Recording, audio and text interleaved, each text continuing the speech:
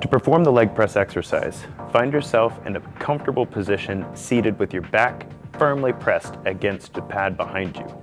Then push with your legs and remove the safeties. Drive the legs towards you, keeping your core engaged and exhaling as you push the sled away from you. There's several variations of this exercise. This machine doesn't change. As it comes in, breathe in. As it comes out, breathe out. Don't let your core get lazy and don't let go of the handles. Perform with good form through all programmed repetitions. This exercise is called the leg press. It's an awesome exercise to challenge your legs and your core while also saving your lower back and giving you some extra support you can't get from barbell or dumbbell work. Let's get into it. The leg press exercise is super challenging for the lower body and for the core.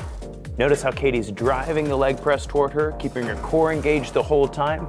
And then as she presses out, she's pressing through her whole foot, focusing in through the heels and getting her glutes, hamstrings, and quads all involved in this exercise. Also notice how she's anchoring herself by holding down hard on the handles and not letting her body slide up.